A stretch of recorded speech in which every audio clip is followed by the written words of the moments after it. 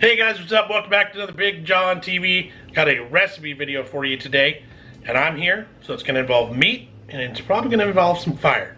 I'm going to barbecue for you today. I haven't done one of these in a while. There could be a certain big game coming up, or not. You could use this either way, but I think this would be a great addition to your table, your counter, your party, whatever you got going on. I think this item's going to be a winner. I've seen this on the internet a couple different places, but I don't like the way it's treated by the video that I see. I'm gonna make a big giant fat rib sandwich, but I'm gonna barbecue it. I'm gonna show you everything you need to do, from the ribs to the bread, everything. Sound good? If you like these kind of videos and you like me grilling stuff for you, make sure you hit that like button and go ahead and subscribe now. And then when you're all done watching it, share with your friends so they can follow you too. Alright, let's get cooking. Okay guys, let's get working. We have here one rack of baby back ribs. May also be labeled as loin back. Same thing. What you want is one rack. I have a recipe video I posted a few months back.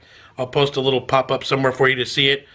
I show you the whole process of making my own rub and cooking a rack of ribs from start to finish. It's a really great recipe if you want a straightforward barbecue rib. We're going a little bit different today. So make sure, for starters, the back of the ribs, this little membrane here, the back, it's almost like tape along the back of the ribs. You always want to make sure you pull that off before you get going. Otherwise, if it's not treated right, it will literally be like there's a piece of tape on the back of your ribs. That's not good eating. I'm going to use one of my favorite packaged commercial rubs today. You see me wearing the sweatshirt quite often in the house. It's one of my favorite sweatshirts, but these are one of my favorite rubs as well. I'll post a link down below. This is Killer Bee Chipotle. There's honey powder and chipotle powder in this rub, so it gives it a nice sweet, but it also a nice little back heat. Just taking the ribs as they are, we're just going to coat them in rub.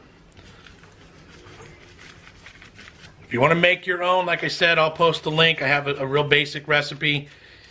Otherwise, any commercial rub of your whatever your favorite is, that's fine.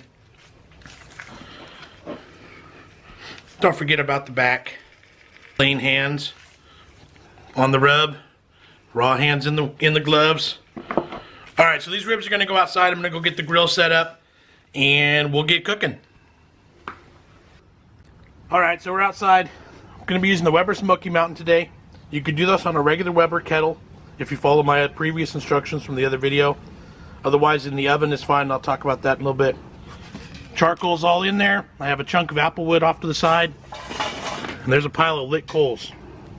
That's all we need to get this thing started.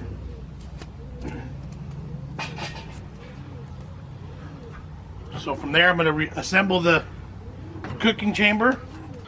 Water bowl inside, got a little bit of water in it.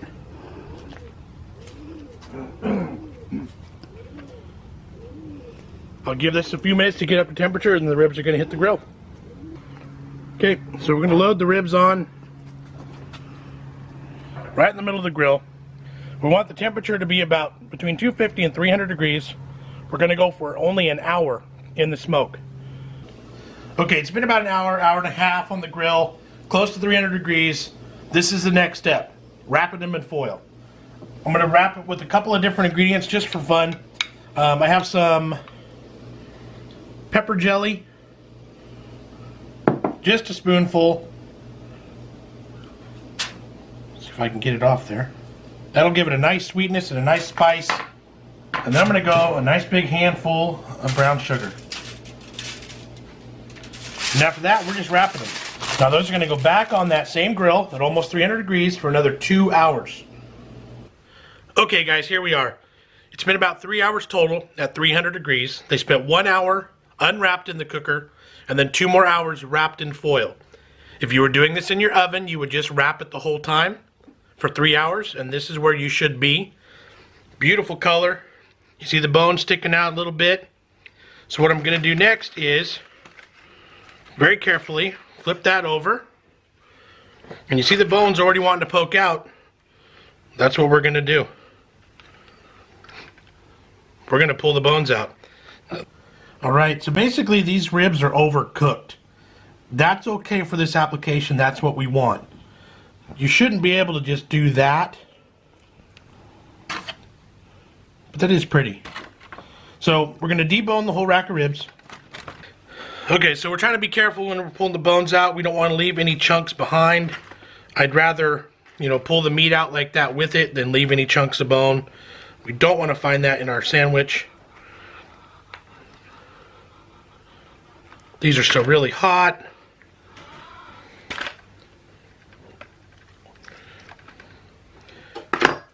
May have to get a little bit of a knife to help you. And see, that one's falling apart. That's all right too.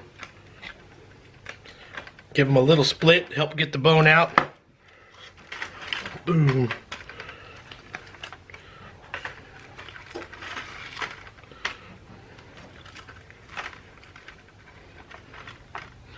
Look at that. These would be good eating just as they are. Like, this could be done right now. And this would be a great meal. So this bone came splintered out of the package. I didn't do that. Alright, I think that's it. So now what we're going to do is we're going to turn this rack back over very carefully. And it doesn't need much, but I'm going to give it a little bit of a glaze anyway. I'm going to be using this today, Guy Fieri's Bourbon Brown Sugar. I really like that flavor profile. You can get any other sauce you want. Doesn't matter at this point. Just a little bit of a glaze.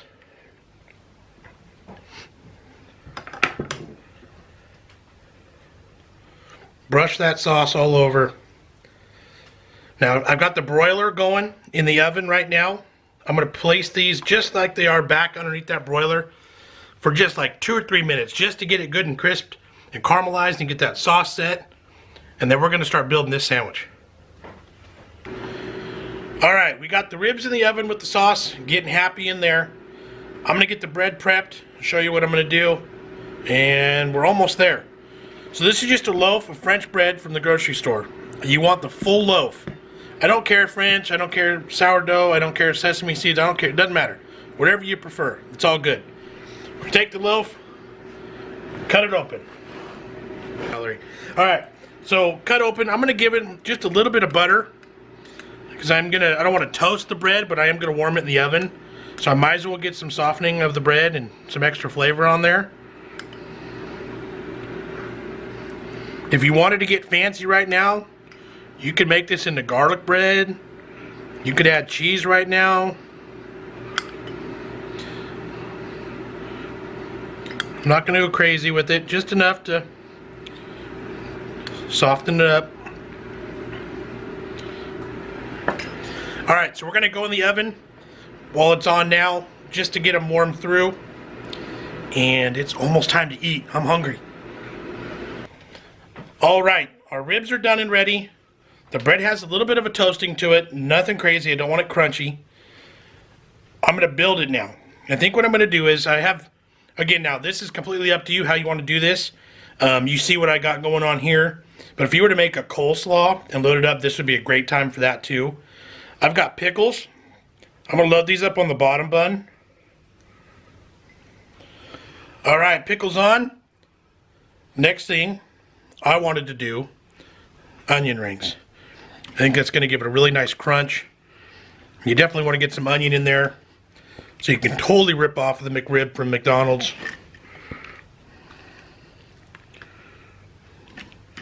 Make it a good fit. I think that looks good.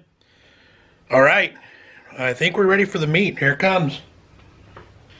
We had a slight tear in the action here, but I think it'll work anyway. Look at that. And now from here, I think we're going to do a slight drizzle of barbecue sauce on the top. Just a little bit.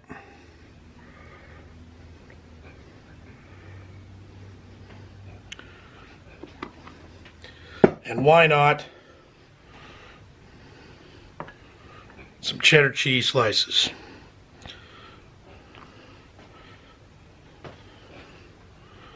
Close it up. Look at that sandwich. My goodness. Alright, I'm going to cut into this bad boy. I think I'm going to start just cutting in half and then we'll go from there. Unless you wanted to eat this as a whole sandwich.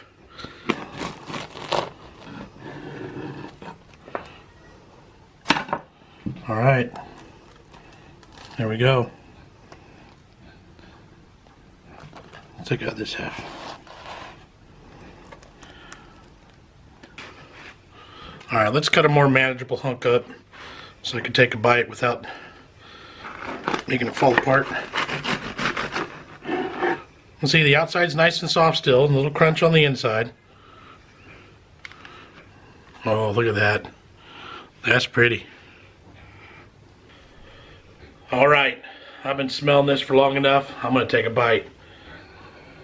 Let's see if I can do this.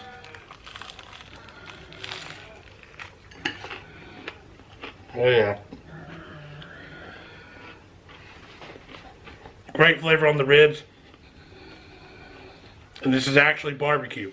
It's not oven roasted. It's not whatever McDonald's does.